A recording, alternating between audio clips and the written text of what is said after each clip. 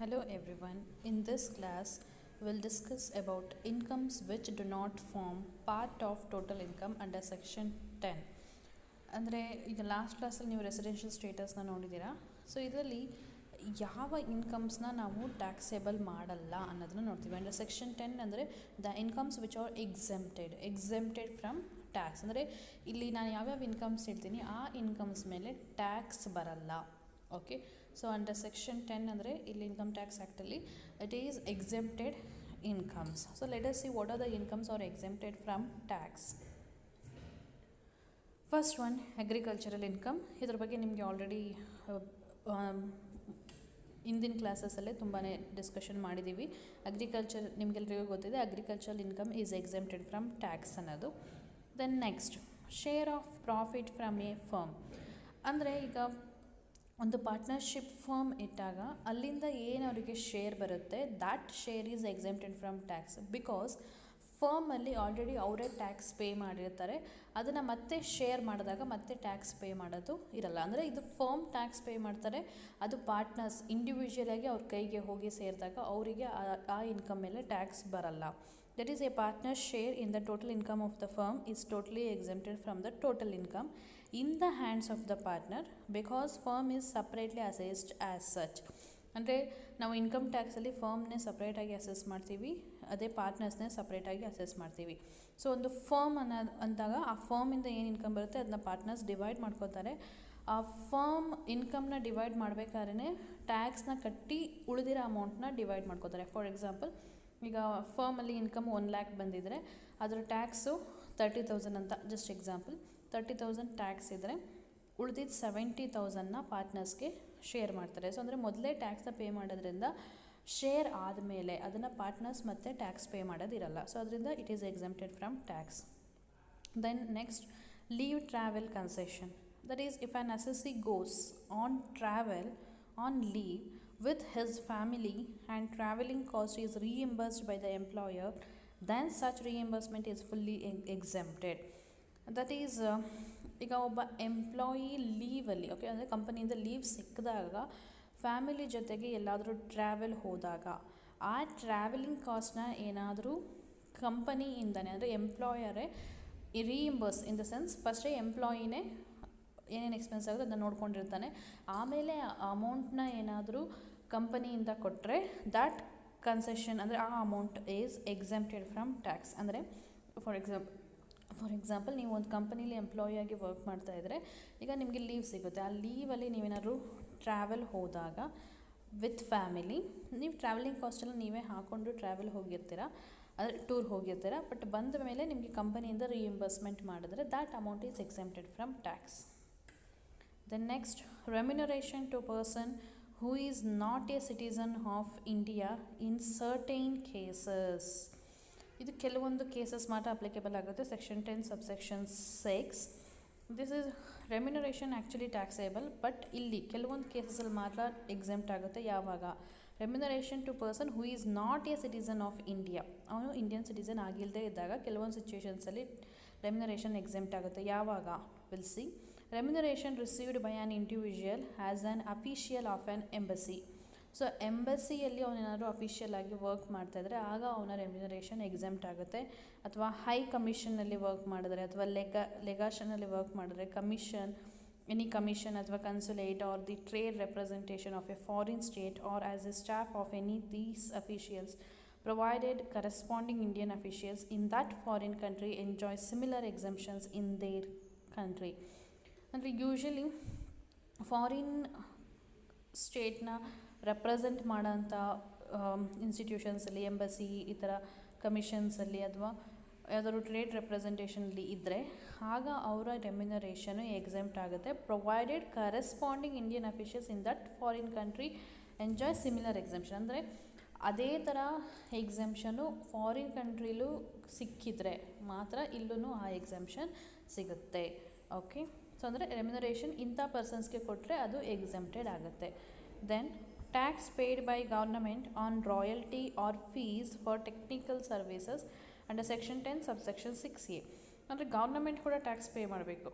ಹೌದಲ್ವ. ಈಗ ನಾವು ಮಾತ್ರ ಟ್ಯಾಕ್ಸ್ ಪೇ ಮಾಡೋದಲ್ಲ, ಗೌರ್ಮೆಂಟ್ ಕೂಡ ಒಂದು ಬಿಸ್ನೆಸ್ ಮಾಡ್ತಾರೆ ಅಥವಾ ಏನೋ ಮಾಡ್ತಿದೆ ಅಂದರೆ ಅವರು ಕೂಡ ಟ್ಯಾಕ್ಸ್ನ ಪೇ ಮಾಡಲೇಬೇಕಾಗುತ್ತೆ. ಆ ರೀತಿ ರಾಯಲ್ಟಿ ಮೇಲೆ ಏನಾದರೂ ಟ್ಯಾಕ್ಸಸ್ನ ಪೇ ಮಾಡಿದ್ರೆ ಅಥವಾ ಎನಿ ಟೆಕ್ನಿಕಲ್ ಸರ್ವಿಸಸ್ ಕೊಟ್ಟಾಗ ಏನಾದರೂ ಫೀಸ್ ಪೇ ಮಾಡಿದಾಗ ಅದ್ರ ಮೇಲೆ ಏನಾದರೂ ಟ್ಯಾಕ್ಸಸ್ನ ಪೇ ಮಾಡಿದರೆ that is exempted from tax.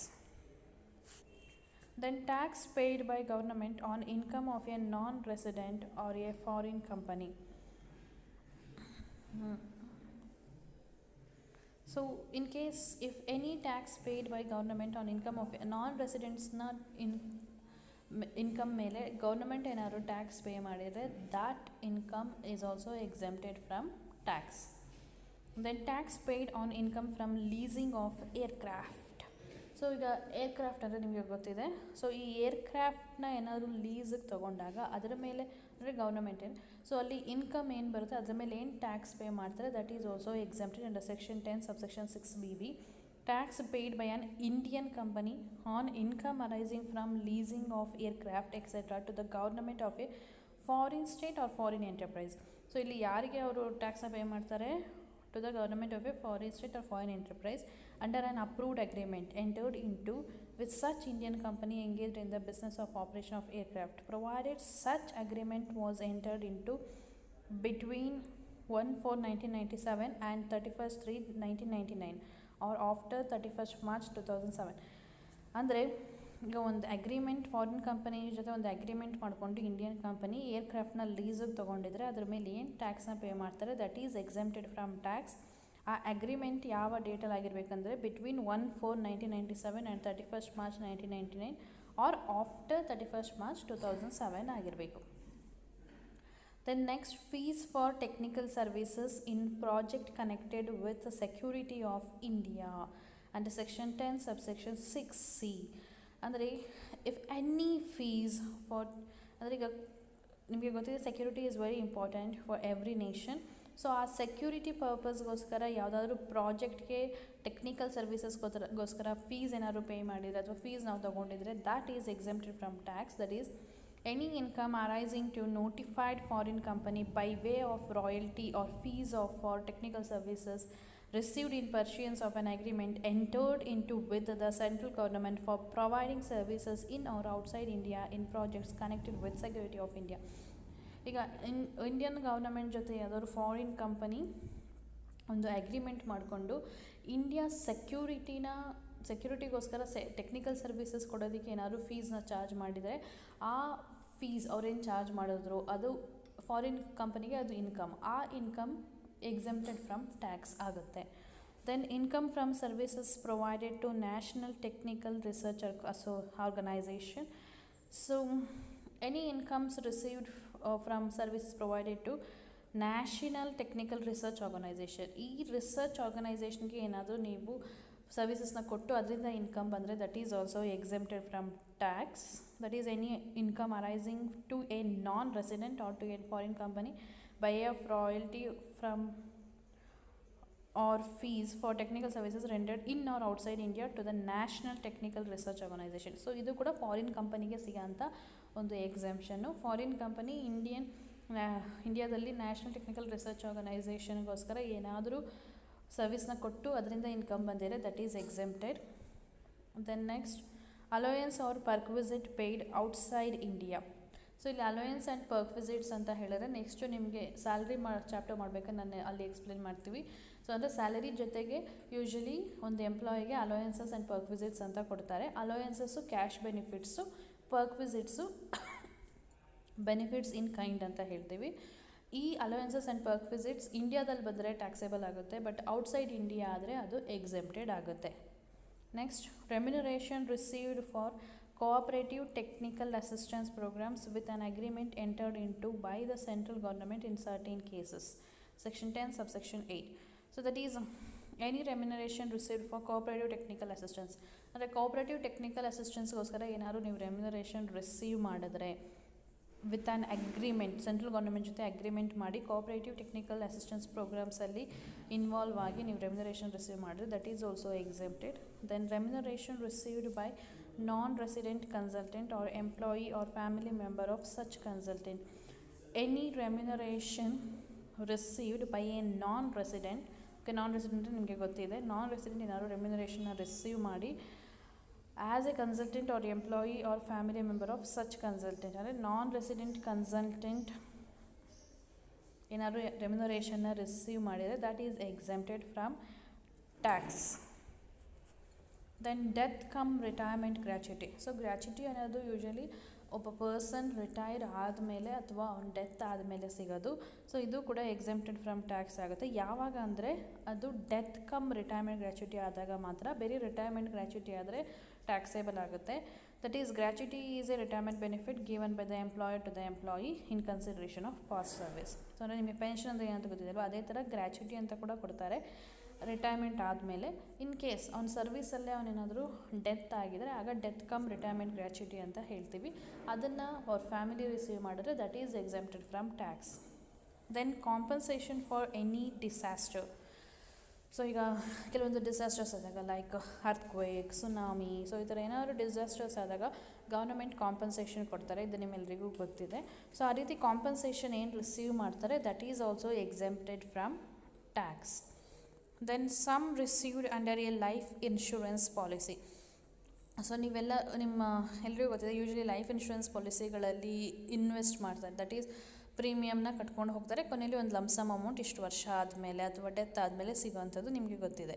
So ಆ ಥರ ಏನಾದರೂ ನಾವು ಪ್ರೀಮಿಯಮ್ನ ಕಟ್ಟಿ ಕೊನೆಯಲ್ಲಿ ನಮಗೇನು ಲಮ್ಸಮ್ ಅಮೌಂಟ್ ಸಿಗುತ್ತೆ that amount is also exempted from tax,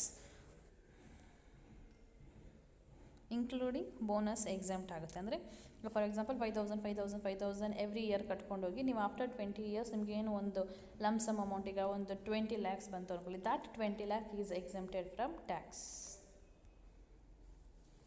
next, payment from national pension trust.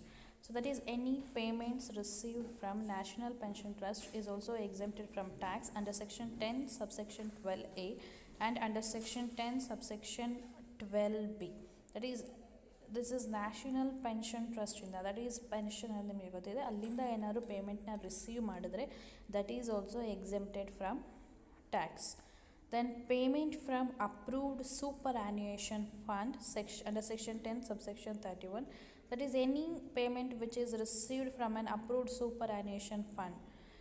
ಇದರಿಂದ ಏನಾದರೂ ನೀವು ಫಂಡ್ಸ್ನ ರಿಸೀವ್ ಮಾಡಿದ್ರೆ that is exempted from tax on the death of a beneficiary or to an employee in lieu of or in commutation of an annuity on his retirement at or after a specified age or on his becoming incapacitated prior to such retirement. ಅಂದರೆ super ಆ್ಯನ್ಯೂಷನ್ fund ಕೂಡ ಒಂದು ಕಂಪನಿಯಲ್ಲಿ ಕೆಲವೊಂದು ಕಂಪನಿಗಳಲ್ಲಿ ಕೊಡೋಂಥ benefit. ಇದನ್ನು ಯಾವಾಗ ಕೊಡ್ಬೋದು ಅಂದರೆ after the death of the employee ಅಥವಾ ಅವನ ರಿಟೈರ್ಮೆಂಟ್ ಸ್ಟೇಜಲ್ಲಿ ರಿಟೈರ್ಮೆಂಟ್ ಆದಮೇಲೆ ಅಥವಾ ಅವ್ನ ಸರ್ವೀಸಲ್ಲಿದ್ದಾಗ ಏನಾದರೂ ರಿಟೈರ್ಮೆಂಟ್ ತೊಗೊಂಡಾಗ ಈ ಟೈಮಲ್ಲಿ ಸೂಪರ್ ಆ್ಯನ್ಯೂಷನ್ ಫಂಡ್ ಅಂತ ಏನಿರುತ್ತೆ ಅದರಿಂದ ಅವರು ಅಮೌಂಟ್ನ ತೊಗೋಬೋದು. ಆದರೆ ಏನು ಅಮೌಂಟ್ ತೊಗೋತಾರೆ that is exempted from tax. Then next, income from leasing of aircraft. ಏರ್ಕ್ರಾಫ್ಟ್ನ ಲೀಸ್ಗೆ ಕೊಟ್ಟಾಗ ಅದರಿಂದ ಏನು ಇನ್ಕಮ್ ಬರುತ್ತೆ that is also exempted from tax. Next, daily allowance etcetera to MP and MLAs. So ಇದು ಡೈಲಿ ಅಲೋಯನ್ಸ್ ಅಂದರೆ ನಮಗೆ ಸ್ಯಾಲ್ರಿ ಜೊತೆ ಕೊಡೋ ಅಂಥದ್ದು. ಇದು ಯೂಶಲಿ ಟ್ಯಾಕ್ಸೇಬಲ್ ಆಗುತ್ತೆ ಎಲ್ಲ ಎಂಪ್ಲಾಯೀಸ್ಗೂ. ಆದರೆ ಎಕ್ಸೆಪ್ಟ್ MLAs ಆ್ಯಂಡ್ MPsಗೆ ಮಾತ್ರ ಈ ಡೈಲಿ ಅಲೋಯನ್ಸ್ DA ಅಂತ ಹೇಳ್ತೀವಿ. ಇದನ್ನು ಏನು DA ಕೊಡ್ತಾರೆ ಅದು MLA ಆ್ಯಂಡ್ MPಗೆ ಕೊಡೋಂಥ DA ಎಕ್ಸೆಂಪ್ಟೆಡ್ ಫ್ರಮ್ ಟ್ಯಾಕ್ಸ್ ಆಗುತ್ತೆ. Then income of professional institutions. So that is any professional ಇನ್ಸ್ಟಿಟ್ಯೂಷನ್ಸ್ಗೆ ಏನೇನು ಇನ್ಕಮ್ ಬರುತ್ತೆ that is also exempted from tax. But only few professional institutions, some specified professional institutions ಮಾತ್ರ exempted ಆಗುತ್ತೆ. Then income of mutual fund. Mutual ಫಂಡಿಂದ ಏನು income ಬರುತ್ತೆ that is also exempted from tax. Then income of business trust.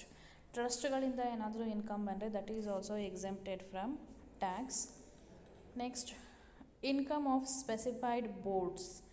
ಕೆಲವೊಂದು specified boards ಇದೆ, ಅಲ್ಲಿಂದ ಏನು income ಅವ್ರಿಗೇನು ಇನ್ಕಮ್ ಬರುತ್ತೆ that is exempted from tax. ಏನೇನು board like any income accruing or arising to the coffee board ಆಗ್ಬೋದು, rubber board, tea board, tobacco board, marine products export development authority, the coir board, the agricultural and processed food products export development authority and the spices board. So ಇದಿಷ್ಟು ಬೋರ್ಡ್ಗಳಿಗೆ ಏನು income ಬರುತ್ತೆ that is exempted from tax. Then income of scientific research association. So research ಅನ್ನೋದು ಒಂದು country ಡೆವಲಪ್ಮೆಂಟ್ಗೋಸ್ಕರ ಮಾಡೋಂಥದ್ದು. So ಅದರಿಂದ ಆ ರಿಸರ್ಚ್ ಅಸೋಸಿಯೇಷನ್, ಸೈಂಟಿಫಿಕ್ ರಿಸರ್ಚ್ ಅಸೋಸಿಯೇಷನ್ಗೆ ಏನಾದರೂ ಇನ್ಕಮ್ಸ್ ಬಂದರೆ that is also exempted from tax. ಅವ್ರು ಅದ್ರ ಮೇಲೆ ಟ್ಯಾಕ್ಸ್ ಕಟ್ಟಂಗಿಲ್ಲ. Then expenditures related to exempted incomes. So ಈಗ ನನ್ನ ಮೇಲೆ ಏನೇನು ಇನ್ಕಮ್ಸ್ ಹೇಳಿದೆ ಅದೆಲ್ಲನೂ ಎಕ್ಸೆಂಪ್ಟೆಡ್ ಇನ್ಕಮ್ಸ್. ಆ ಎಕ್ಸೆಂಪ್ಟೆಡ್ ಇನ್ಕಮ್ಸ್ ಮೇಲೆ ಏನಾದರೂ ನೀವು ಎಕ್ಸ್ಪೆಂಡಿಚರ್ಸ್ನ ಮಾಡಿದರೆ ಆ ಎಕ್ಸ್ಪೆಂಡಿಚರ್ಸ್ ಕೂಡ ಎಕ್ಸೆಂಪ್ಟ್ ಆಗುತ್ತೆ. ಈಗ for example income of for example agricultural ಇನ್ಕಮ್ಗೆ ನೀವು ಏನಾದರೂ ಎಕ್ಸ್ಪೆಂಡಿಚರ್ ಮಾಡಿದರೆ ಆ ಇನ್ಕಮ್ ತಗೊಳ್ಳೋದಕ್ಕೆ that expenditure is also exempted from tax.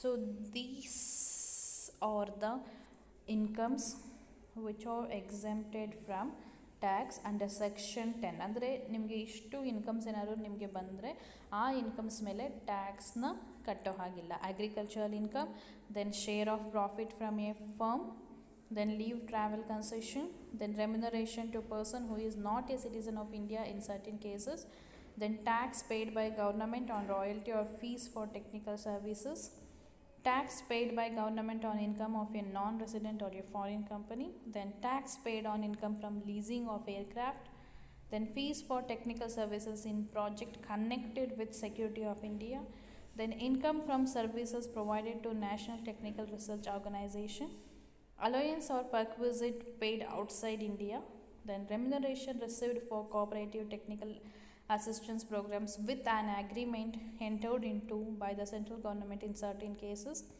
then remuneration received by non-resident consultant or employee or family member of such consultant, then death cum retirement gratuity, compensation for any disaster, sum received under a life insurance policy, payment from National Pension Trust, payment from approved superannuation fund, income from leasing of aircraft, daily allowance to MP and MLAs, income of professional institutions, income of mutual fund, income of business trust, income of specified boards, income of scientific research association and expenditures related to exempted income.